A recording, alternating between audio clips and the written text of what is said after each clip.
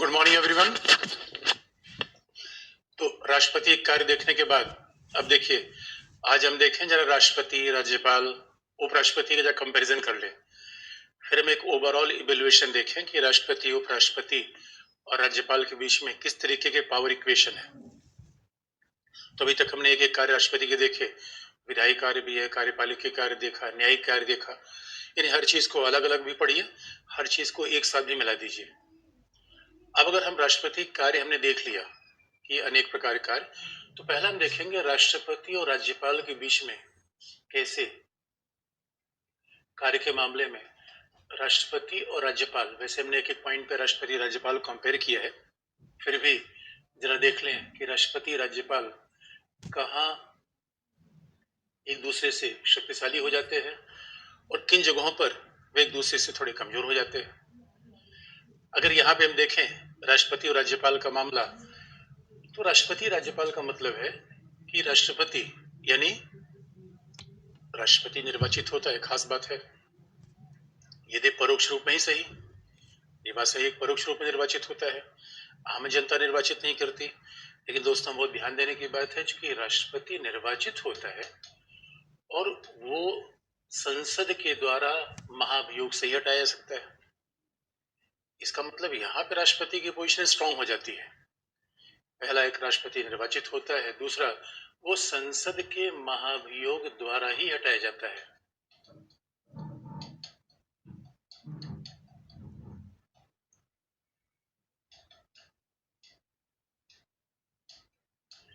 वो संसद के महाभियोग द्वारा पद मुक्त किया जाता है।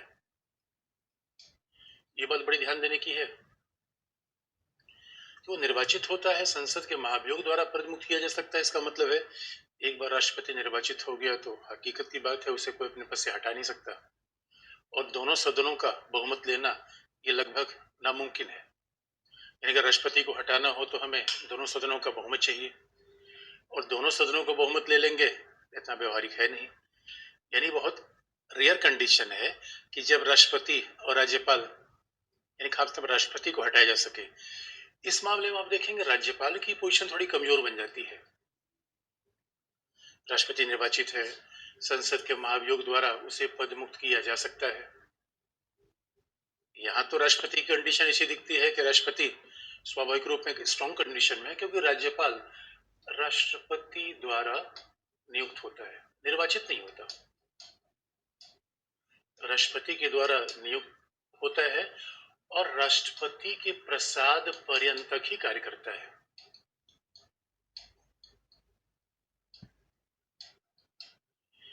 इसका मतलब ये हो गया दोस्तों, राज्यपाल अगर राष्ट्रपति के प्रसाद पर्यंत तक काम करता है तो व्यवहारिक रूप में कहीं न कहीं वो प्रधानमंत्री के निर्देश के हिसाब से काम करेगा।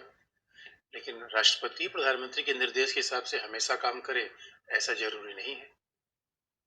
इसलिए आप देखो कि हमने कितने अवसर बताए जब राष्ट्रपति ने स्वाभाविक तौर पर मंत्रिपरिषद की सलाह के बिना वीटो कर दिया। लेकिन राज्यपाल तो कुल मिलाकर वही काम करेगा जो कि राष्ट्रपति का निर्देश होगा या कुल मिलाकर प्रधानमंत्री का निर्देश होगा।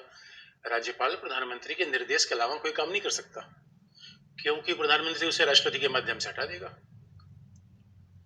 इसका मतलब है नियुक्ति का तरीका, निर्वाचन का तरीका आपके कार्य में अंतर कर देता है।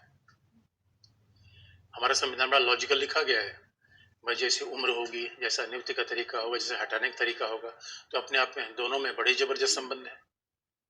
तो संसद के द्वारा इसे महाभियोग के द्वारा हटाया जा सकता है, इसे ये राष्ट्रपति के प्रसाद पर्यंत काम करता है। पहला डिफरेंस ये आ गया। दूसरा मामला, दूसरा पोजीशन अब देखेंगे कि जहां तक राष्ट्रपति की बात है तो राष्ट्रपति मंत्रिपरिषद की सलाह पे काम करता है। यानी संविधान में राष्ट्रपति के पास कोई विशेषाधिकार नहीं है। ये बात ध्यान सुनने की आवश्यकता इसलिए है कि संविधान राष्ट्रपति को कोई विवेकाधीन शक्ति नहीं देता, डिस्क्रिशनरी पावर नहीं देता।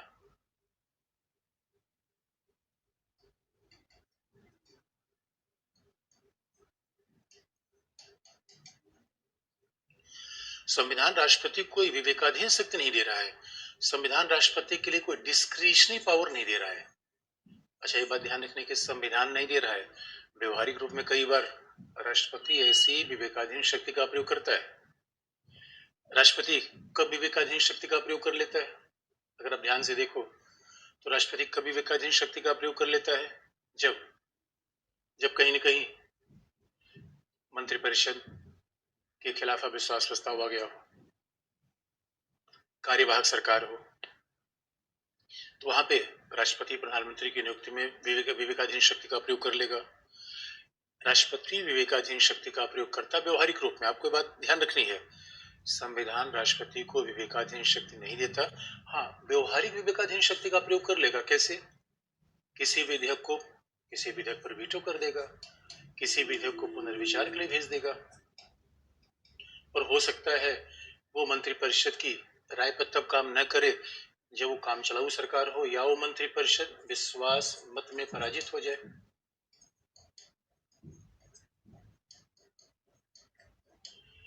मंत्रिपरिषद विश्वास मत में पराजित हो जाए, तब ऐसी परिस्थिति में राष्ट्रपति कभी भी अपने विवेक का प्रयोग कर सकता है, लेकिन संविधान में विवेकाधीन शब्द का प्रयोग नहीं है। भाई, विवेकाधीन का मतलब मंत्रिपरिषद के अलावा काम करे। लेकिन जब राज्यपाल की बात देखेंगे बच्चों, तो राज्यपाल को संविधान से विवेकाधीन शक्ति है। ये बात खास तौर पे ध्यान रखने की है। राज्यपाल को संविधान विवेकाधीन शक्ति देता है।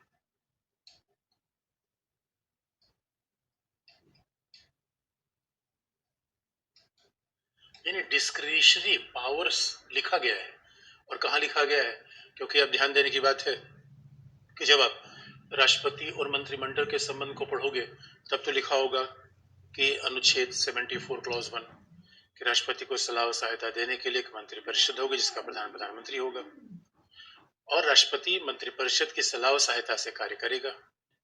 जबकि आप देखोगे यहाँ पे क्या है कि राज्यपाल को सलाह और सहायता देने के लिए जैसे क्लॉज 1 ऑफ आर्टिकल 74 है, वैसे क्लॉज 1 ऑफ आर्टिकल 163 है, उसी का समानांतर। क्लॉज 1 ऑफ आर्टिकल 163 में कहा गया है कि राज्यपाल को सलाह और सहायता देने के लिए एक मंत्रिपरिषद है जिसकी सलाह और सहायता से राज्यपाल काम करेगा, सिवाय उन मामलों में जहां राज्यपाल से अपने विवेक से कार्य करने की अपेक्षा हो। ये बात बहुत बड़ी बात है। यानी आर्टिकल 163 में लिखा गया है कि जहां राज्यपाल अपने विवेक का प्रयोग करे, राष्ट्रपति के लिए तो ऐसा कोई शब्द नहीं प्रयोग किया गया है। हाँ, राष्ट्रपति के पास विवेक का प्रयोग करना परिस्थिति जन्य होता है। परिस्थिति पैदा हो गई, वो विवेक का प्रयोग कर लेगा, अन्यथा विवेक का प्रयोग नहीं कर पाएगा। अच्छा, ये भी ध्यान रखने की बात है। अब राज्यपाल कहाँ विवेकाधीन शक्ति का प्रयोग करेगा, तो आपको याद दिला दे, अगर ये विवेकाधीन शक्ति है तो कहाँ? अगर आपको याद होगा, पहली वाली बात को जरा जोड़ के देखिए। इसलिए हम जब किसी पार्ट को पढ़ते हैं तो कई बार टुकड़ों टुकड़ों पढ़ते हैं, फिर उसको जोड़ देते हैं। तो राज्यपाल कहाँ? अगर विवेकाधीन का मतलब है कि वो मंत्रिपरिषद की सलाह और सहायता के अनुसार काम नहीं करेगा, यही तो विवेकाधीन का मतलब है। और कई बार आप ये कह सकते हैं, जब राज्यपाल विवेकाधीन शक्ति का प्रयोग कर रहा है, इसका मतलब है अब वो अनुच्छेद 356 का हल क्या है कि अब अगर किसी राज्य में संवैधानिक तंत्र विफल है और वहां अगर राष्ट्रपति का शासन चलाना है, तो फिर राज्यपाल का मंत्रिपरिषद से पूछने का मतलब ही नहीं है। राज्यपाल के मंत्रिपरिषद से पूछने का ठीक ऐसा मतलब होगा जैसे अगर आप किसी की पिटाई करना चाहते हो, पूछे भाई मैं आपको मारूं, स्वाभाविक रूप में क्यों मारोगे भाई। यहां भी राज्यपाल अपने विवेक का प्रयोग करेगा। और इतना ही नहीं, राज्यपाल तो बाकायदा 5वीं अनुसूची 6ठी अनुसूची में, अगर आपको याद होगा 5वीं अनुसूची 6ठी अनुसूची 5th शेड्यूल है, 6th शेड्यूल,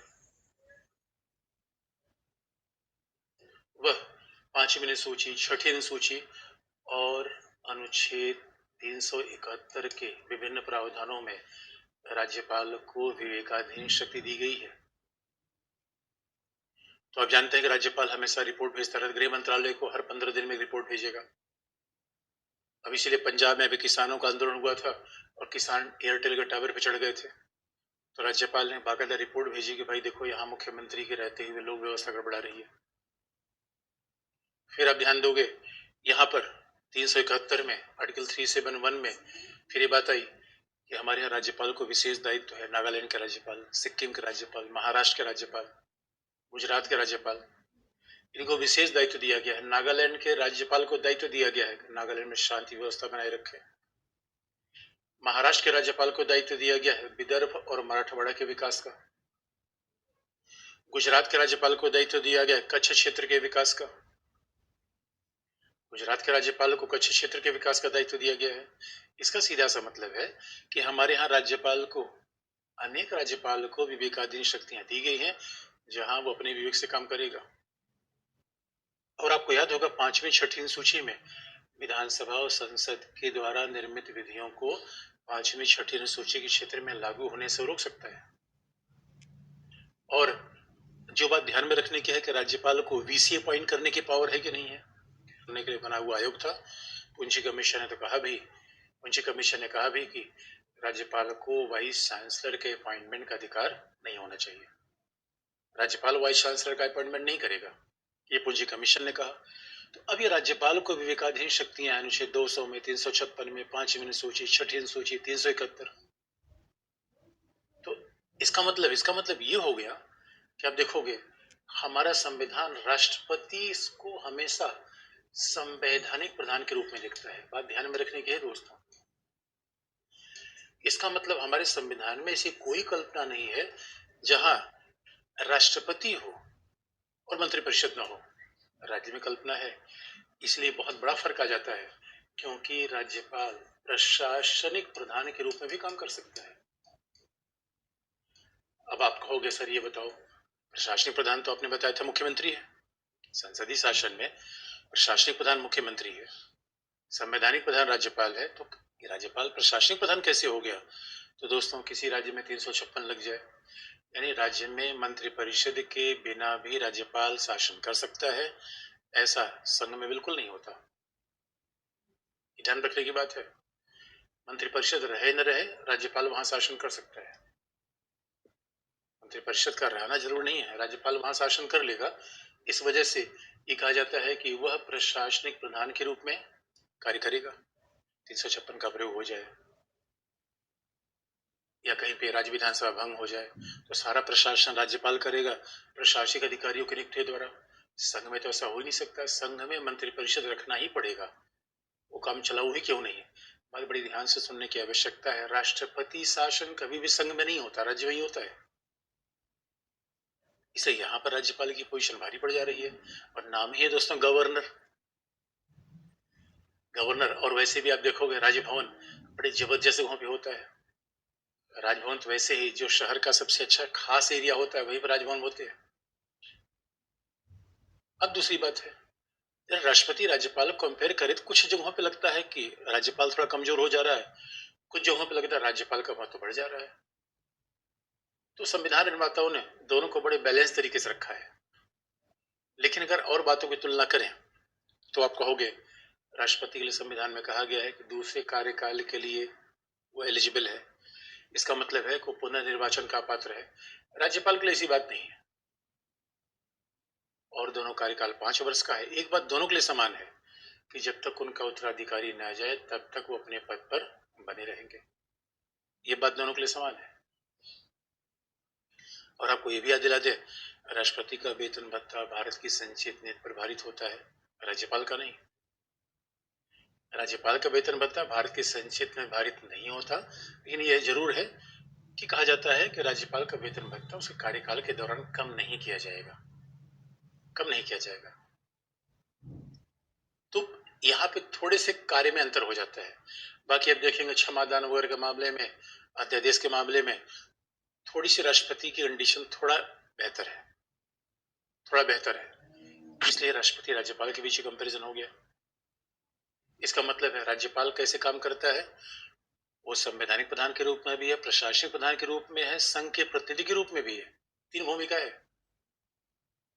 संवैधानिक प्रधान के रूप में भी है जब मंत्रिपरिषद की सलाह से काम करता है, प्रशासनिक प्रधान के रूप में है जब 356 का यूज करता है, और तीन भूमिकाएं हैं, इसी बात को हम ऐसे लिख दें।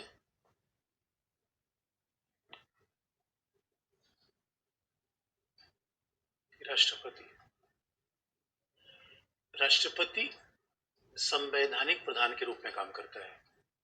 हाँ, ये बात प्रधान के रूप में भी काम कर लेता है और वह संघ का प्रतिनिधि भी हो जाता है। संघ का प्रतिनिधि है राज्य में, संघ का रिप्रेजेंटेटिव है राज्य में। क्यों? अब प्रशासनिक प्रधान का मतलब है 356 जब लग जाएगा प्रशासनिक प्रधान। संवैधानिक प्रधान का मतलब जो मंत्रिपद के सलाह से काम करेगा। संघ के प्रतिनिधि का मतलब है जो 5वीं 6वीं सूची 371। तो ऐसे हमने भूमिका को चेंज कर लिया। लेकिन यहाँ पे देखोगे दोस्तों, राष्ट्रपति की भूमिका केवल संवैधानिक प्रधान की है, तो थोड़ा फर्क आ जाता है। अच्छा, ये भी इंटरेस्टिंग पार्ट है। अगर ये भी इंटरेस्टिंग पार्ट जानने की है कि अगर राज्यपाल इन तीनों भूमिकाओं में काम करता है, अगर राज्यपाल इन तीनों भूमिकाओं में काम करता है, तो फिर सवाल होता है कि राज्यपाल के पद पे विवाद इतना ज्यादा क्यों आता है। दोस्तों याद रखो, राज्यपाल के पद पर विवाद चौथे कारण आ जाता है कि जब वह संघ के एजेंट के रूप में काम करने लगता है। शब्दों से थोड़ा सा गड़बड़, मैं किसी संवैधानिक पदाधिकारी को एजेंट कहना, राज्यपाल की सारी भूमिका इसलिए उत्पन्न होती है कि जब वो संघ के एजेंट के रूप में काम करने लगेगा, संघ के प्रतिनिधि के रूप में काम करे बात ठीक है, प्रशासनिक प्रधान के रूप में काम कर सकता है, तो राज्यपाल की भूमिका बड़ी डाइवर्सिफाइड है। और जब वो संघ के एजेंट के रूप में काम करेगा तो इसका मतलब है, बात बड़ी ध्यान रखने की है, कई बार राज्यपाल क्या करता है, राज्य में विपक्षी दल के नेता के रूप में कार्य करने लगता है। ये बहुत बड़ा शब्द है दोस्तों, देखो शब्दों का बड़ा खेल होता है। अगर हमने कह दिया भाई राज्यपाल विपक्षी दल के नेता के रूप में काम करता है, तो हमने राज्यपाल के ऊपर एक बहुत बड़ा आक्षेप लगा दिया। अरे राज्यपाल विपक्षी दल के नेता के रूप में कैसे काम करेगा? राज्यपाल तो संवैधानिक प्रधान है, प्रशासनिक प्रधान है, और वो विपक्षी दल के नेता के रूप में काम इसीलिए करता है क्योंकि पता चला कि अब तेलंगाना के राज्यपाल देखिए साई सौंदरम, 11 विधेयक तेलंगाना राज्य का रोक के रखा हुआ है।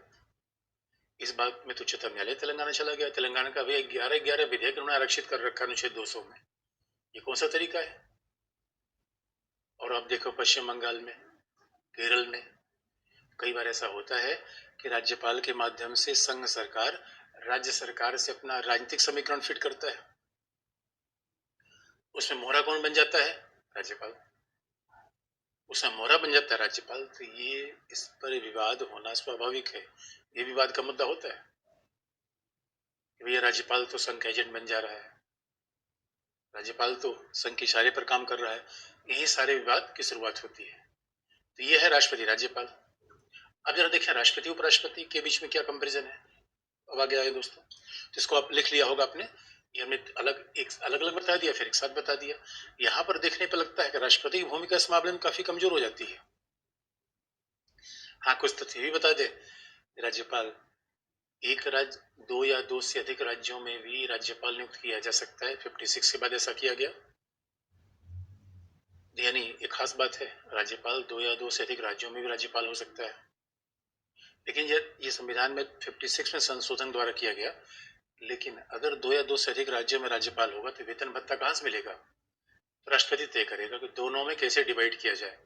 तो मान लो कोई राज्यपाल बिहार बंगाल दोनों का काम देख रहा है, तो पेमेंट कहां से मिलेगा? बिहार बंगाल दोनों के बीच विभाजन होगा, ये तय करेगा राष्ट्रपति। ये राष्ट्रपति तय करेगा। और दोस्तों कई बार तो कहा जाता है, इसलिए अगर बात को आगे बढ़ाने से पहले या खत्म करने से पहले एक बात ये भी याद दिला दे, अगर राज्यपाल, जैसा कि पुंछी कमीशन ने कहा, अगर आपको याद होगा, अगर राज्यपाल संघ सरकार के प्रसाद पर्यंत काम न करे तो काफी इसकी भूमिका ठीक हो सकती है। और पुंछी कमीशन ने तो यहां तक कहा है कि भाई राज्यपाल को भी हटाने का तरीका राष्ट्रपति जैसा होना चाहिए। इसलिए आप देखोगे राष्ट्रपति दलीय आधार पे काम नहीं करता, क्योंकि कोई पार्टी और प्रधानमंत्री राष्ट्रपति को हटा नहीं सकता। और लोकतंत्र में आप जानते हो कि बिना वजह कोई अगर राष्ट्रपति हटने लगे तो एक अलग हंगामा कट जाएगा। तो पुंछी कमीशन ने यही कहा है कि भैया जैसे राष्ट्रपति को सदन के द्वारा महाभियोग से हटाया जाता है, वैसे राज्यपाल का ही प्रावधान होना चाहिए। तो राज्यपाल ज्यादा स्वायत्त रूप में काम करना शुरू कर देगा, ज्यादा प्रभावी तौर पर काम करना शुरू कर देगा, तो अपने आप उसकी भूमिका ठीक हो जाएगी। अब जरा देखें, अब आगे भी देख लें, राष्ट्रपति उपराष्ट्रपति। फिर क्योंकि एक एक कंपेरिजन करके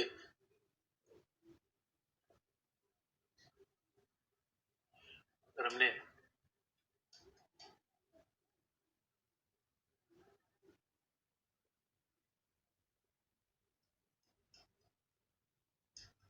राष्ट्रपति उपराष्ट्रपति देख ले तो दोस्तों, मतलब अमेरिका में कहावत है उपराष्ट्रपति के लिए, और संयोग से हमने उपराष्ट्रपति का पद अमेरिका से लिया। बच्चों ये बात याद रखना, संसदीय शासन में उपराष्ट्रपति का पद ही बड़ा अजीब सा है।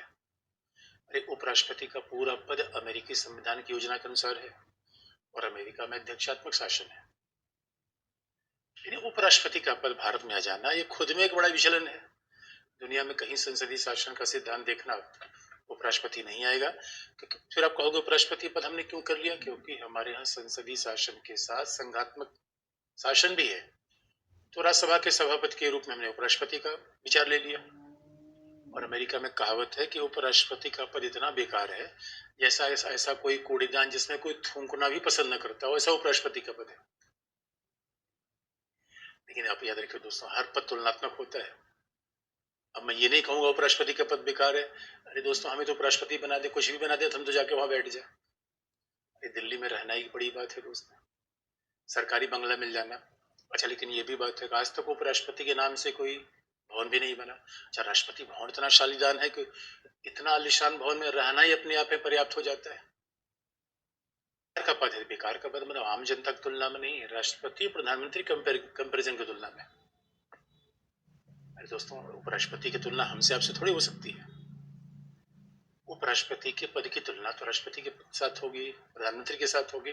उस तुलना में देखा जाए तो ऐसा लगता है उपराष्ट्रपति बड़ा दीनहीन बेचारा दिखता है, वो तो कमजोर कंडीशन दिखता है। अब जरा इस बात को देखें, क्यों ऐसा कहा जा रहा है? क्योंकि दोस्तों, पहली बार ये है कि जरा हम देखें, राष्ट्रपति यानी संघ की सारी कार्यपालिका शक्तियां राष्ट्रपति में निहित होती है।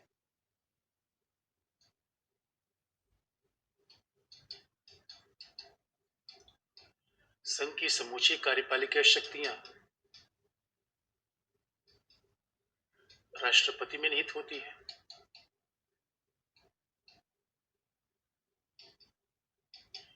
जबकि हकीकत की बात यह है कि संविधान उपराष्ट्रपति का कोई कार्य नहीं बताता।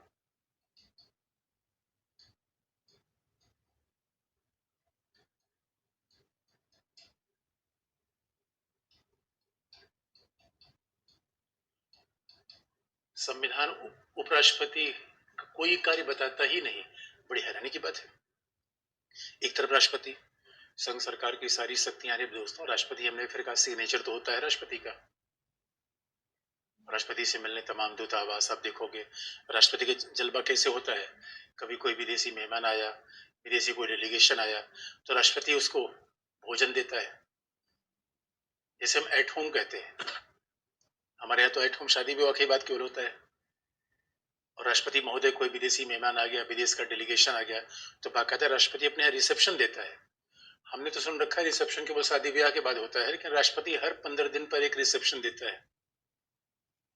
भाई उसकी संघ कार्यपालिका शक्तियां है, क्योंकि सिग्नेचर तो करता है दोस्तों। अब राज्यपाल, अच्छा राष्ट्रपति विदेशों की यात्रा पे खूब रहता है, राज्यपाल तो कभी कदार बेचारा चला जाता है, तो इसको मौका नहीं मिल उपराष्ट्रपति को भी मौका नहीं मिल पाता, क्योंकि उपराष्ट्रपति का संविधान में कोई कार्य ही नहीं है। आप कहोगे सर ये तो मजाक कर रहे हो, संविधान में उसका पद लिख दिया बिना कोई कार्य के, ये कौन सी बात है? यानी ये इतनी मजाक वाली बात हो गई। किसी व्यक्ति का सिलेक्शन हो गया कमीशन में, उससे पूछा जाए कि भैया किस काम के लिए चयन हुआ है, कौन से अधिकारी बने हो, उनका यही तो नहीं बताया कौन सा अधिकारी बने हो, तो क्या मजाक कर रहा है। अरे कोई तो अधिकारी होगा बच्चों, वो पुलिस अधिकारी होगा, वो किसी शिक्षा का अधिकारी होगा। ऐसा कैसे हो सकता है कि चयन कमीशन ने कर लिया और यही नहीं पता कि अधिकारी कौन सा है? तो ये देखने में अजीब सी बात लगती है कि नहीं, हकीकत की बात यह है। और अगर संविधान में उपराष्ट्रपति कोई काम है तो वो उपराष्ट्रपति के रूप में नहीं, राज्यसभा के सभापति के रूप में। क्योंकि उपराष्ट्रपति राज्यसभा का पदेन सभापति होता है, यानी एक पद पर रहने के कारण दूसरा पद मिल जाए, पदेन। उपराष्ट्रपति राज्यसभा का पदेन सभापति होता है, इसलिए राज्यसभा के सभापति के रूप में संविधान उसके कार्य को देखता है। और उसी रूप में उसे वेतन भत्ता भी मिलता है। जो उसका वेतन भत्ता है वो भी उपराष्ट्रपति के रूप में नहीं, राज्यसभा के सभापति के रूप में प्राप्त होता है। जबकि अब ये तो जबकि संघ के बारे में तो मैंने आपको बता दिया, वह राष्ट्रपति का बाकायदा उपलब्धियां हैं, राष्ट्रपति की उपलब्धियां हैं, पेंशन है। यहाँ उपराष्ट्रपति काम है नहीं है, तो उपराष्ट्रपति फिर काम है क्या? तो उपराष्ट्रपति के रूप में तो नहीं है दोस्तों, इसका कार्य है कार्यवाहक राष्ट्रपति के रूप में। एक तो राज्यसभा के सभापति के रूप में, दूसरा कार्यवाहक राष्ट्रपति के रूप में। तो हमारे संविधान ने कल्पना की है, अगर कभी राष्ट्रपति का पद खाली होगा या राष्ट्रपति अपने कार्य करने में असमर्थ होगा। अब राष्ट्रपति अपने काम में करने में असमर्थ कब होगा? बीमार हो जाए। राजेंद्र प्रसाद बीमार हो गए थे और विदेश चले गए ट्रीटमेंट के लिए, तो भाई अब 1 महीना कोई ट्रीटमेंट करेगा तो साइन तो चाहिए। उस समय राधाकृष्णन राष्ट्रपति भवन में कार्यवाहक राष्ट्रपति काम देख रहे थे। और ये भी याद दिला दें, जब उपराष्ट्रपति कार्यवाहक राष्ट्रपति के रूप में काम करेगा तो उसे वेतन भत्ता राष्ट्रपति का मिलेगा, तो वो राज्यसभा का सभापति के रूप में वेतन भत्ता नहीं लेगा। ये बात ध्यान देने की, भाई दो वेतन थोड़ी लेगा दोस्तों, दोनों हाथ में लड्डू नहीं मिलेगा, लड्डू तो एक ही हाथ में मिलेगा। इसलिए कहा गया कि वह कार्यवाहक राष्ट्रपति के रूप में काम करेगा, वो एक्टिंग प्रेसिडेंट के रूप में काम करेगा। पहली बात, कार्यवाहक राष्ट्रपति के रूप में काम करेगा, एक्टिंग प्रेसिडेंट के रूप में काम करेगा। अब इसका मतलब है कि या राष्ट्रपति की मृत्यु हो जाए, जैसे जाकिर हुसैन की मृत्यु हो गई, बीबी गिर ने कार्यवाहक राष्ट्रपति के रूप में काम किया, डॉक्टर राजेंद्र प्रसाद बीमार थे तो वहां पे फिर राधाकृष्णन ने कार्य। इसलिए हकीकत की बात दोस्तों, हमारे यहाँ वो उपराष्ट्रपति बड़े सौभाग्यशाली थे जो प्रमोट होकर राष्ट्रपति तक गए, राधाकृष्णन, और वो लोग बेचारे बड़े दुर्भाग्यशाली थे, वेंकैया नायडू राष्ट्रपति भवन जा ही नहीं पाए, हामिद अंसारी राष्ट्रपति भवन नहीं जा पाए। तो हामिद अंसारी को जब राष्ट्रपति नहीं बनाया गया तो उन्होंने कहा देश में सांप्रदायिकता बढ़ रही है। कई ऐसे उपराष्ट्रपति तो बेचारे दुर्भाग्यशाली रहे, और के आर नारायण उपराष्ट्रपति भी रहे, राष्ट्रपति रहे। कई ऐसे लोग रहे जो कभी उपराष्ट्रपति नहीं, सीधा राष्ट्र हो गए, उप से सीधा राष्ट्र हो गए। तो पहला ये कंपैरिजन है कि वो कार्यवाहक राष्ट्रपति के रूप में काम करेगा या राज्यसभा के सभापति के रूप में काम करेगा, बाकी उसका कोई संविधान में कार्य नहीं है। पहला कंपैरिजन यहाँ पे हो गया। अन्यथा अच्छा, दूसरी बात देखो दोस्तों, जैसे उपराष्ट्रपति त्याग पत्र दे सकता है, वैसे तो राष्ट्रपति भी त्याग पत्र देने के लिए दोनों खुले हैं। लेकिन कोई त्याग पत्र क्यों देगा? हाँ, बीबी गिरी कैसे राष्ट्रपति थे, जिन्होंने त्याग पत्र दे दिया था उपराष्ट्रपति के पद में, क्योंकि राष्ट्रपति का चुनाव लड़ना था। अन्यथा आज तक कोई ऐसा नहीं हुआ है कि उपराष्ट्रपति त्याग पत्र देकर बिल्कुल बाहर खड़ा हो जाए, उपराष्ट्रपति कहे भैया हमें तो मतलब ही नहीं किसी पद से, ऐसा नहीं हुआ है। दूसरा जब कंपैरिजन करें, अगर ये उसका काम है तो अब जरा और कंपैरिजन कर ले।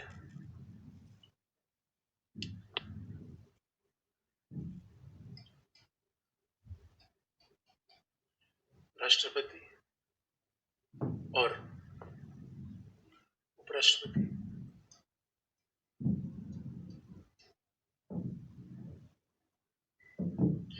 अब दोस्तों देखो, राष्ट्रपति क्या होता है? निर्वाचित होता है,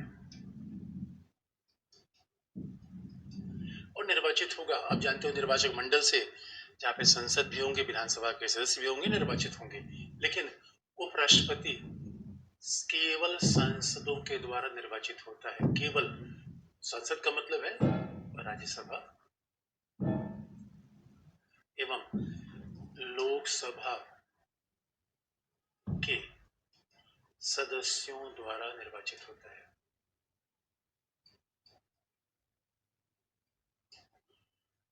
वह राज्यसभा लोकसभा के सदस्यों के द्वारा निर्वाचित होता है। बात ध्यान में रखने के बच्चों, राष्ट्रपति के निर्वाचन में केवल निर्वाचित लोकसभा और राज्यसभा के सांसद आते हैं।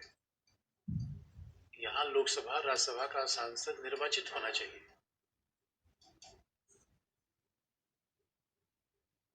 यहाँ लोकसभा राज्यसभा का सांसद निर्वाचित होना चाहिए, और फिर विधानसभा के भी सदस्य होने चाहिए, लेकिन विधानसभा के भी निर्वाचित सदस्य होने चाहिए। लेकिन जहां तक उपराष्ट्रपति का मुद्दा है, जहां तक उपराष्ट्रपति का मुद्दा है, उपराष्ट्रपति केवल राज्यसभा लोकसभा के सदस्यों के द्वारा निर्वाचित होता है। वहां विधानसभा के सदस्यों की कोई आवश्यकता नहीं होती।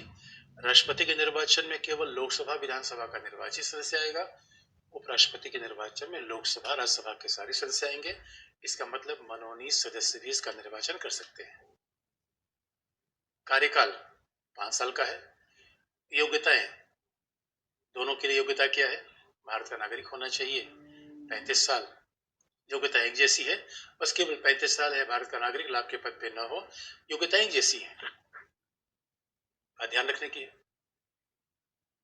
योग्यता एक जैसी है। हाँ, बस एक बात है कि राष्ट्रपति को हटाने का संविधान में आधार है।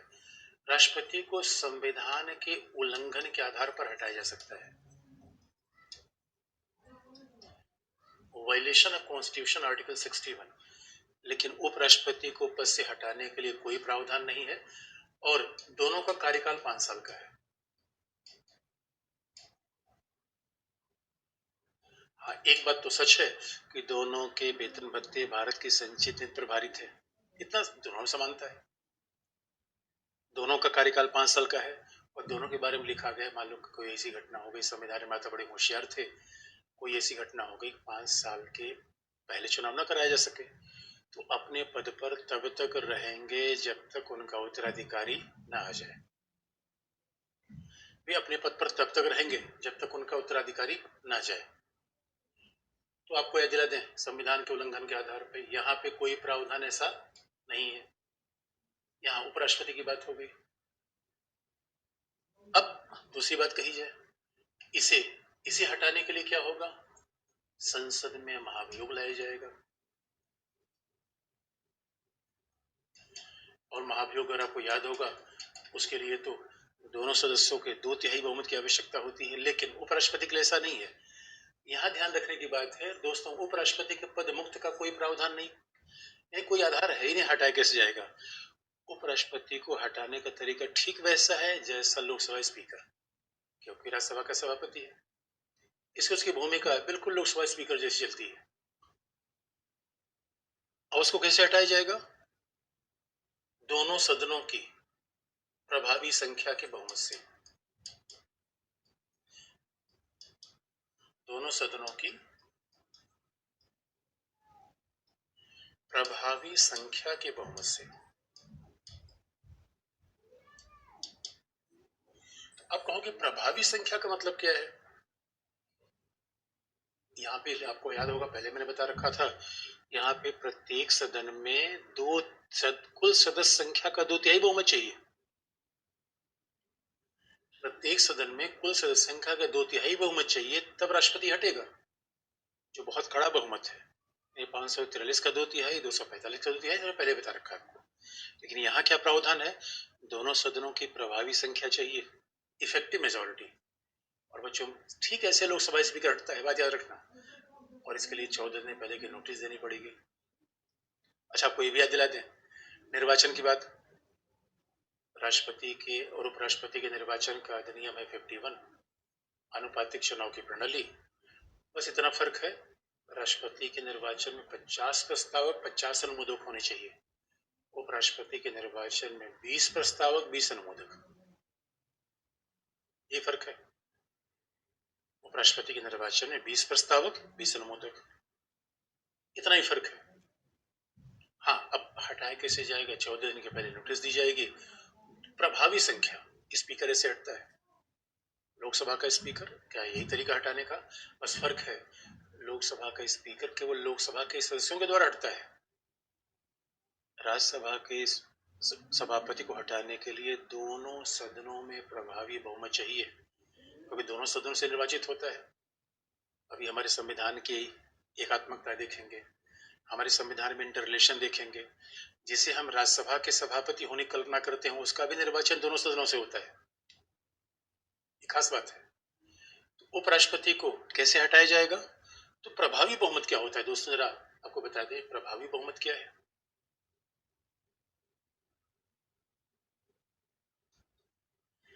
Effective majority.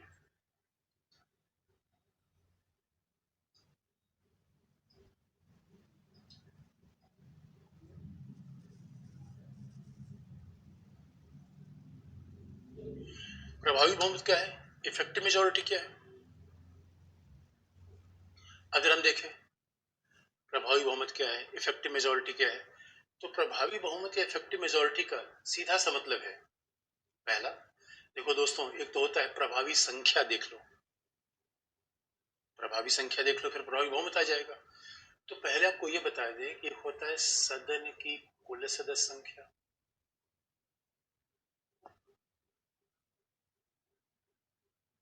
तो कुल सदस्य संख्या क्या आप जानते हो, लोकसभा का 543, राज्यसभा का 245।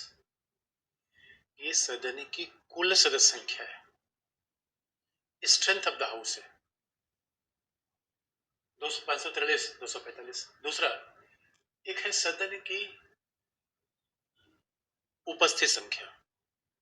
एक कुल सदस्य संख्या है, कुल सदस्य संख्या का मतलब कौन अनुपस्थित है, कोई क्या सीटें रिक्त हैं, इससे कोई फर्क नहीं पड़ता। लेकिन एक होता है कि उपस्थित संख्या। उपस्थित संख्या का मतलब होता है सदन की कुल सदस्य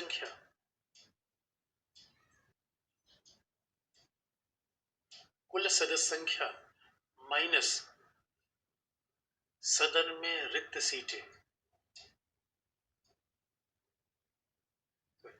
सदन में कुल सदस्य संख्या माइनस अनुपस्थिति।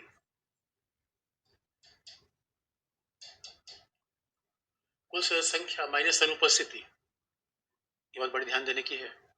उपस्थित संख्या का मतलब होता है कुल सदस्य संख्या माइनस अनुपस्थित मेंबर। तो आप जानते हो अनुपस्थित, तो मान लो कि लोकसभा की सदस्य संख्या 543 है, लेकिन आप जानते हो 543 में 200 लोग, 250 लोग अनुपस्थित रहते हैं। अरे 543 रेयर कभी होता है, चले आए, अरे तो सांसद बन गए, दुनिया घूमेंगे, सदन बैठेंगे, लोकसभा में भी उनको जाना है, शादी ब्याह में जाना ही है। और हमारे यहाँ तो हर आदमी सोचता है सांसद हमारे घर पे क्यों नहीं आए, हर आदमी उसको बुलाने का प्रयास करता है। और संसदीय समितियों का मेंबर आप जानते ही हो। उसके बाद बीमारी उमारी है तो दोस्तों इसी समय इलाज करा लिया जाए, क्योंकि मुफ्त में सारी सरकारी सुविधाएं मिल रही है, तो जाके सदन में ही बैठेगा वो, तो उसकी बड़ी सारी व्यस्तताएं होती है। इसलिए होता क्या है, 543 संख्या है, तो मान लो कि उसमें 200 भी कई बार अनुपस्थित हो जाते हैं, तो पता चला 343 लोग बैठे हैं। तो सामान्य बहुमत का 343 क्या है, यह है उपस्थित संख्या। कुल सदस्य संख्या माइनस अनुपस्थित इज इक्वल टू उपस्थित संख्या। कुल सदस्य संख्या ये हो गई, उपस्थित संख्या हो गई। और तीसरा है प्रभावी संख्या, इफेक्टिव स्ट्रेंथ। ये क्या है, प्रेजेंट स्ट्रेंथ।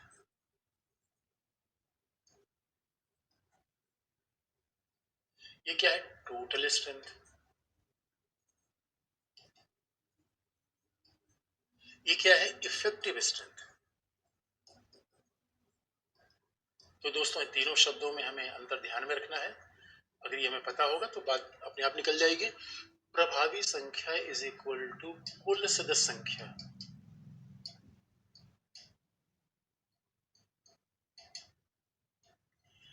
प्रभावी संख्या इज इक्वल टू कुल सदस्य संख्या माइनस रिक्तियां, यानी जो सीट खाली हैं, जो वैकेंट हैं, वो क्या होगा, प्रभावी संख्या। तो आप जानते हो वैकेंसी कभी 4 से 5 से ज्यादा नहीं होती। वैकेंसी कैसी होगी, कोई लोकसभा का मेंबर हो गया, मुख्यमंत्री बन गया, कोई लोकसभा का मेंबर हो गया, उसकी मृत्यु हो गई, कोई लोकसभा का मेंबर हो गया, दल बदल कारण डिस्क्वालीफाई हो गया। ऐसे ही तो आप याद रखो, कोई बात ध्यान में रखने की है, अनुपस्थित होना अलग बात है, सीट खाली होना अलग बात है। अरे भाई सीट खाली 2 4 5, ऐसा थोड़ी 100 लोग मर जाएंगे दोस्तों, सांसद बनते ही 100 लोग मर जाएंगे, ऐसे ऐसे कल्पना करना भी अप्रत्याशित है, हो ही नहीं सकता। अरे दो चार, इसीलिए आप याद रखो दोस्तों, कभी भी वैकेंसी का मतलब है वो सीट खाली हो गई, एब्सेंट का मतलब है फिलहाल वो आ नहीं रहे भाई, कल आ जाएंगे। क्लास से किसी ने नाम कटा लिया, इसका मतलब है कि रिक्ति हो गई। और क्लास में कई बार लोग प्रेजेंट नहीं होते, आज प्रेजेंट नहीं कल प्रेजेंट हो जाएंगे, लेकिन जिसने क्लास से ही नाम कटा लिया वो तो हमेशा के लिए चला गया। तो रीति का मतलब होता है क्लास से नाम कटा लेना। रीति का मतलब सदस्यता से समाप्त हो जाना, दोबारा सदन में आ ही नहीं सकते। अब आप देखो, सबसे एग्जाम्पल है, राहुल गांधी डिस्क्वालीफाइड हो गए तो राहुल गांधी अब अनुपस्थित नहीं होंगे, अब रिक्त उनकी सीट होगी। राहुल गांधी की सीट वैकेंट हो गई क्योंकि डिस्क्वालीफाई हो गए। इसलिए हमेशा याद रखो, कुल संख्या का मतलब है 543। तो मान लो कि 5 से ज्यादा वैकेंसी होती नहीं, मैक्सिमम 5। राज्यसभा में भी यही चलेगा। तो अगर हमने इस पर तो आ गया,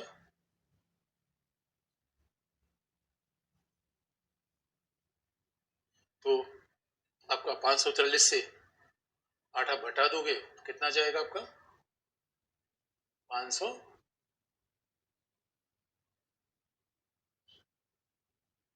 535।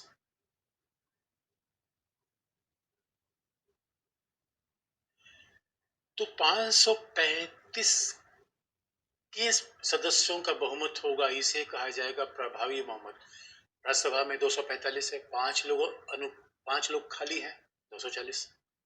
तो 240 का आधे से ज्यादा, क्योंकि जहां 200 बहुमत होगा सामान्य आधे से ज्यादा, आधे से ज्यादा, इसलिए 535 का आधे से ज्यादा इतनी संख्या चाहिए राज्यसभा के सभापति को हटाने के लिए। स्पीकर के लिए तो केवल लोकसभा में चाहिए, लेकिन बात आपको ध्यान दिला दे तो ये आपको समझ में आ गया होगा, उपस्थित संख्या का बहुमत क्या होता है, सामान्य बहुमत। 343 का आधे से ज्यादा सामान्य बहुमत। कई बार हमने बताया ये क्या है, प्रभावी बहुमत। प्रभावी बहुमत का मतलब है प्रभावी संख्या का आधे से ज्यादा प्रभावी बहुमत। राज्यसभा के सभापति को इसी से हटाया जाएगा, बस आपको याद दिला दे, राज्यसभा के सभापति को हटाने का प्रस्ताव 14 दिन पहले लाया जाएगा और ये पहले राज्यसभा से पारित होना चाहिए, पहले राज्यसभा से पारित होना चाहिए। लोकसभा का स्पीकर तो केवल लोकसभा से ही बात होती है, लेकिन राज्यसभा के सभापति को हटाने के लिए उपस्थित बहुमत आ गया और पहले पारित होगा ये राज्यसभा में, उसके बाद राज्यसभा से पारित हो जाएगा तो उससे लोकसभा सहमत हो जाए। तो बात ध्यान में रखना इस बात को, राज्यसभा में प्रभावी बहुमत,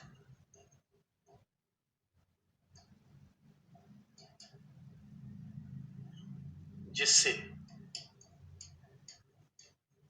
जिससे लोकसभा सहमत हो। अब लोकसभा सहमत कौन, लोकसभा में सामान्य बहुमत, राज्यसभा में प्रभावी बहुमत, लोकसभा में सामान्य बहुमत, तो फिर उपराष्ट्रपति की सीट खाली हो जाएगी। तो स्वाभाविक रूप में उस दौरान राज्यसभा का उपसभापति सभापति के रूप में काम करेगा। ये है राष्ट्रपति उपराष्ट्रपति के बीच की तुलना। राष्ट्रपति राज्यपाल की बीच तुलना में देख ली, राष्ट्रपति उपराष्ट्रपति की बीच तुलना में देख ली। अब जरा दोस्तों, और इसलिए अब देखो, राष्ट्रपति उपराष्ट्रपति में कई चीज साझी है, मैं फिर आपको रिपीट कर दूं। निर्वाचन का तरीका अनुपातिक प्रतिनिधित्व एकल संक्रमण प्रणाली है, कार्यकाल 5 साल का है। हाँ, फिर से निर्वाचन के बारे में उपराष्ट्रपति के संबंध में कुछ बात नहीं कही गई है, संविधान में कुछ नहीं कहा गया है, लेकिन व्यवहारिक रूप में उपराष्ट्रपति भी 2 बार उपराष्ट्रपति हुए हैं। राधाकृष्ण, हामिद अंसारी 2 बार उपराष्ट्रपति हुए हैं। तो राधाकृष्णन तो इस बार इसलिए 2 बार उपराष्ट्रपति हो गए क्योंकि राजेंद्र प्रसाद थे।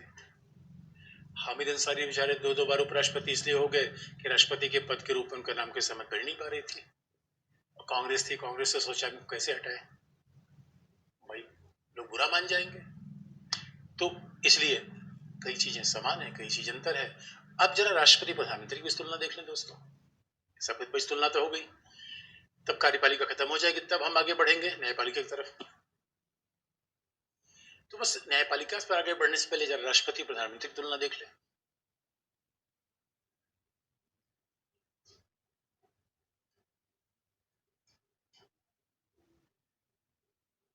राष्ट्रपति प्रधानमंत्री, तो आप देख लो दोस्तों, बस फर्क आप तो देख ही रहे हो, मतलब प्रधानमंत्री मतलब कैप्टन, और राष्ट्रपति का मतलब क्या है, अंपायर। राष्ट्रपति तो अंपायर के रूप में काम करता है। और अब पूरी पूरी दुनिया, क्रिकेट मैच होता है तो अब देख लो, पूरी दुनिया का ध्यान कैप्टन पे है, धोनी पे है, विराट कोहली पे है, रोहित शर्मा पे है। अंपायर के बेचारे कोई चिंता ही नहीं करता, कोई अंपायर का नाम ही नहीं लेता कि अंपायर ने तो अच्छा डिसीजन दिया, 1-2-4 मिनट लोग बात कर लेते, बात खत्म। तो लोकतंत्र में तो आप जानते हो, जिसके पास जनता जनार्दन की शक्ति है वो मजबूत है। इसलिए बात यह है कि दोस्तों, राष्ट्रपति संवैधानिक प्रधान है। और कमाल की बात है कि संविधान से सारे काम राष्ट्रपति करता है। संविधान में लिखा गया है कि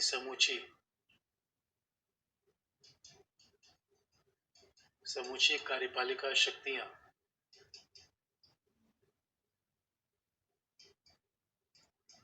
राष्ट्रपति में निहित है। संविधान में लिखा है कि समूची कार्यपालिका शक्तियां राष्ट्रपति में निहित है, ऐसा संवैधानिक प्रावधान कर दिया गया। लेकिन अब आप देखोगे यहाँ पे क्या है, यह प्रशासनिक प्रधान है। और ये प्रशासनिक प्रधान है, एडमिनिस्ट्रेटिव हेड है। इसका मतलब है यही व्यवहारिक रूप में समूची कार्यपालिकी शक्तियों का प्रयोग करता है।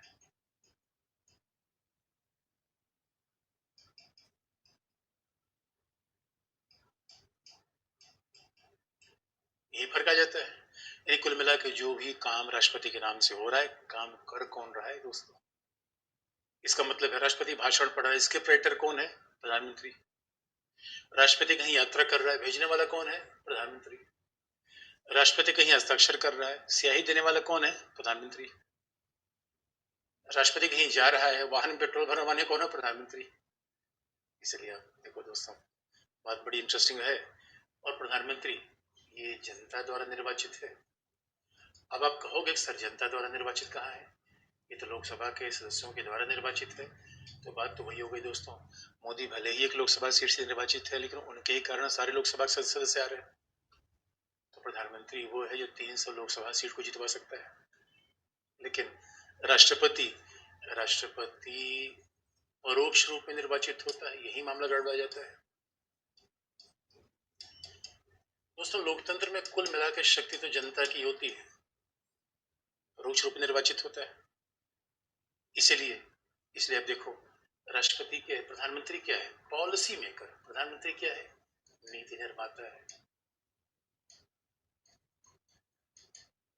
Policy maker. कहीं वंदे भारत का उद्घाटन हो रहा है, प्रधानमंत्री जा रहा है।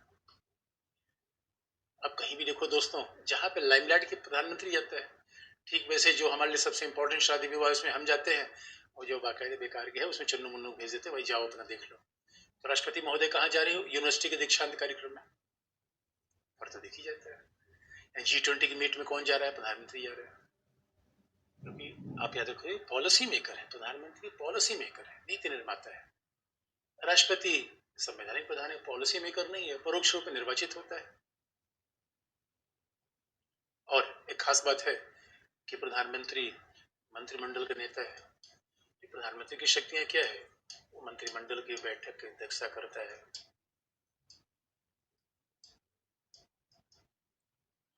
मंत्रिमंडल की बैठक की अध्यक्षता करता है।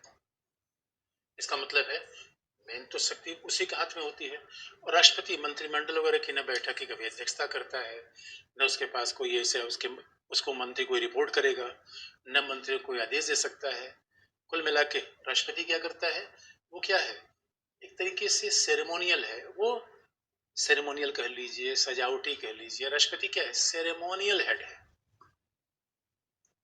President is ceremonial head. इसका मतलब क्या है? अलंकारिक प्रधान है ये। दोस्तों, राष्ट्रपति क्या है? शरीर पर पड़ा हुआ गहना है। अब गहना देखने में अच्छा लगता है, लेकिन गहना न पहने शरीर चलेगा थोड़े। और प्रधानमंत्री क्या है? पूरा शरीर ही है। प्रधानमंत्री क्या है? शरीर का आंख और कान है। दोस्तों, कोई आंख और कान मांग ले तो अब शरीर से नहीं चलेगा, कोई दिल मांग ले शरीर से नहीं चलेगा। इधर विज्ञान के विद्यार्थी दिल का लेन देन करते हैं, पता नहीं कैसे संभव है ये। तो ये बड़ी इंटरेस्टिंग बात है कि राष्ट्रपति प्रधानमंत्री में बड़ा फर्क है। ये राष्ट्रपति प्रधानमंत्री में बड़ा फर्क है। एक हाथी का दिखाने वाला दांत, एक खाने वाला दांत।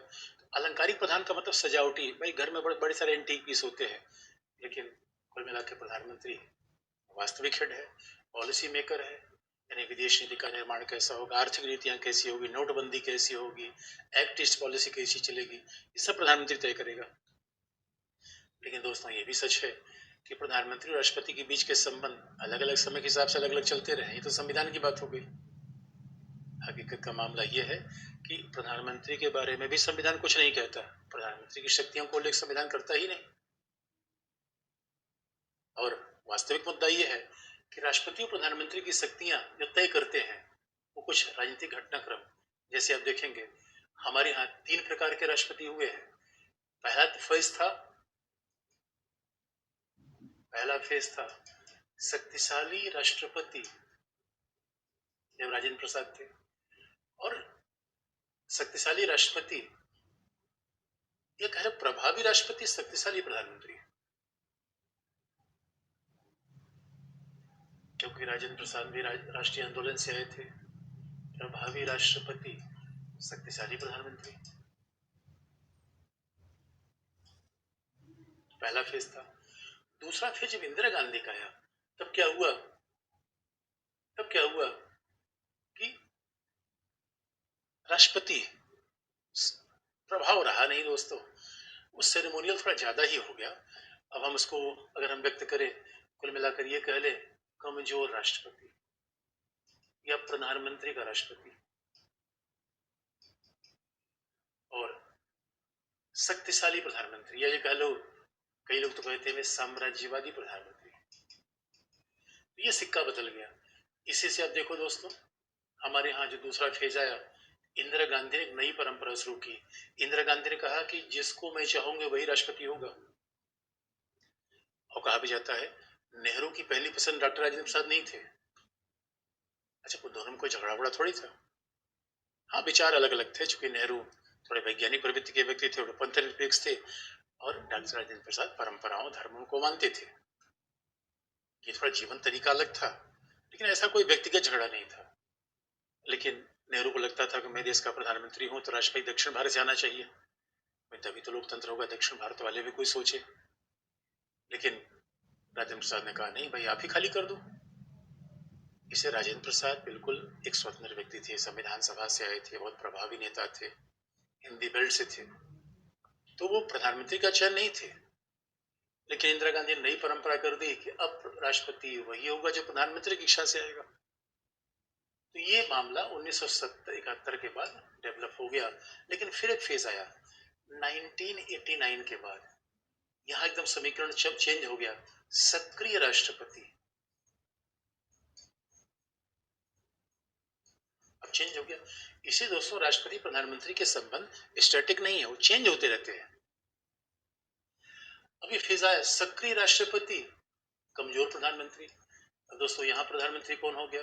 देवी गौड़ा, इंद्र कुमार गुजराल, देवी गौड़ा, इंद्र कुमार गुजराल, मनमोहन सिंह, ये उसी श्रेणी में है। और आप ये देखिए यहाँ पे सक्रिय राष्ट्रपति, यानी राष्ट्रपतियों ने कभी संविधान का उल्लंघन नहीं किया, फिर भी उन्होंने एक अच्छा कार्य किया, यानी संविधान के उल्लंघन के बिना भी संविधान की रक्षा की। यहाँ पर उन्होंने अपना निर्देश किया, और खासतौर पर के आर नारायण ने तो कई ऐसी पहल की। के आर नारायण ऐसे राष्ट्रपति थे कि हमारी परंपरा है राष्ट्रपति को दे दिया जाएगा 26 जनवरी की पूर्व संध्या पर भाषण अब पढ़ो। के आर कह रहे भाई सिर्फ टट्टू तरह मैं काम थोड़ी करूंगा। तो फ्रंट लाइन के एडिटर एन राम को बुलाया, उनका अब आप सवाल पूछे मैं जवाब दूंगा। ऐसे नहीं है कि कोई बता मैं बोलता जाऊंगा, ऐसे मैं नहीं करूंगा। इसका मतलब है यहाँ पे कंडीशन बदल गई, ये सक्रिय राष्ट्रपति थे, ये कमजोर प्रधानमंत्री हो गए। इसलिए कहा जाता है कि यहाँ तो प्रधानमंत्री की हैसियत राष्ट्रपति से बेकार हो गई। और यहाँ पे क्या हुआ, प्रधानमंत्री का राष्ट्रपति नहीं हुआ, क्योंकि लोकसभा में एक दल का बहुमत था ही नहीं। लेकिन आप देखो 2014 के बाद दोस्तों अभी कंडीशन कैसी है, दूसरी वाली। अभी कंडीशन लगभग फिर इंदिरा गांधी वाली रिपीट है। जैसे मोदी प्रधानमंत्री हुए हैं फिर दूसरी कंडीशन फिर से आ गई है कि अब देखो अभी वर्तमान की कंडीशन क्या है, कमजोर राष्ट्रपति और शक्तिशाली प्रधानमंत्री। कभी नाव गाड़ी पे, कभी गाड़ी नाव पे। तो दोस्तों आप जानते हो कि फिर से वही परंपरा आ गई। अब तो राष्ट्रपति वही बनेगा जो मोदी जी की बात मानेगा।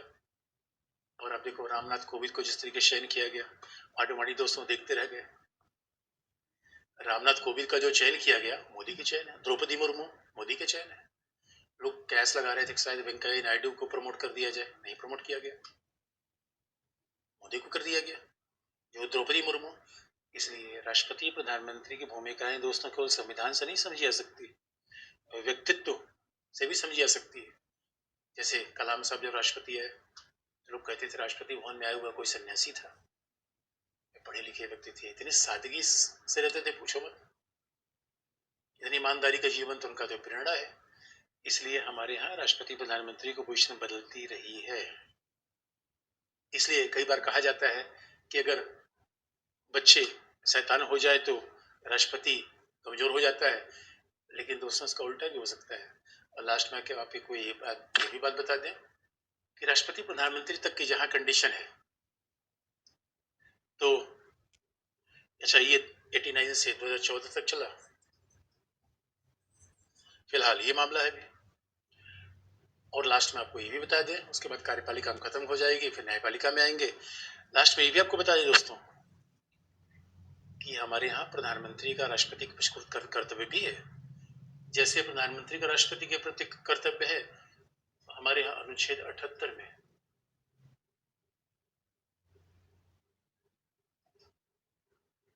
प्रधानमंत्री का कर्तव्य दिया गया है। प्रधानमंत्री कार्य तो नहीं दिया गया, प्रधानमंत्री का कर्तव्य दिया गया है जो राष्ट्रपति के प्रति होगा।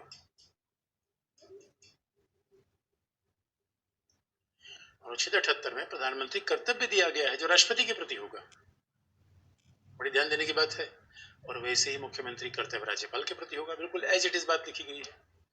तो कर्तव्य क्या होगा कि संघ के शासन और प्रशासन से संबंधित किसी विषय की सूचना राष्ट्रपति को देना। संघ के यानी संघ के विधायी प्रशासनिक मामलों से संबंधित सूचना राष्ट्रपति को देना।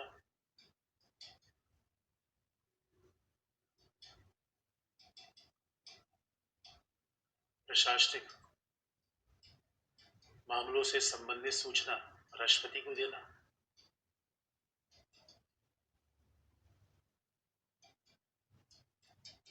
और राष्ट्रपति जिन सूचनाओं की मांग करे,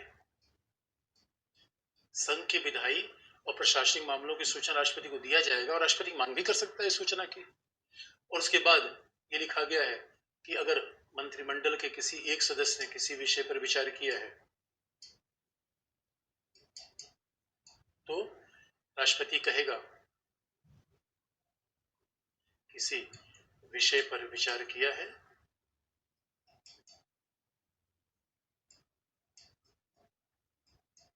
तो राष्ट्रपति कह देगा कि उस पर उस विषय समूचा मंत्रिमंडल के समक्ष विचार के लिए रखा जाए। यह प्रधानमंत्री कर्तव्य है। इस कर्तव्य को लेकर राजीव गांधी जेल सिंह के भी झगड़ा हुआ था, क्योंकि अब इसका मतलब है कि अगर प्रधानमंत्री विधायी और प्रशासनिक मामले सभी सूचनाएं राष्ट्रपति को दे, अब सवाल है कि क्या सभी सूचनाएं, क्योंकि ध्यान देने की बात है दोस्तों, प्रधानमंत्री पद की शपथ लेता है, गोपनीयता की भी शपथ लेता है। राष्ट्रपति केवल पद की शपथ लेता है, गोपनीयता की नहीं। इससे बड़ा विवाद हो गया, क्योंकि सब दिल्ली में सिख विरोधी दंगे के बाद राष्ट्रपति जेल सिंह कह रहे थे कि रंगनाथ मिश्रा कमीशन रिपोर्ट चाहिए, लेकिन प्रधानमंत्री उसको देने को तैयार नहीं थे। इससे बड़ा झगड़ा भी हुआ था। और ज्यादातर लोग ये मानते हैं कि भाई देखो, सूचना देने लेने का मतलब ये नहीं कि सब सूचना राष्ट्रपति मांगेगा। अरे गोपनीयता के हक में जरूरी सूचनाएं न दे पाए, लेकिन आप जानते हैं दोस्तों, सारे विवाद की जड़ होती है राजनीतिक। तो यही हम राष्ट्रपति का अध्याय खत्म कर रहे हैं। इसके साथ कार्यपालिका चैप्टर हमारा खत्म हो गया। अब हमारा पॉलिटी में अगला जो चैप्टर रहेगा वो है न्यायपालिका। दोस्तों अगली क्लास में, आज के लिए इतना ही।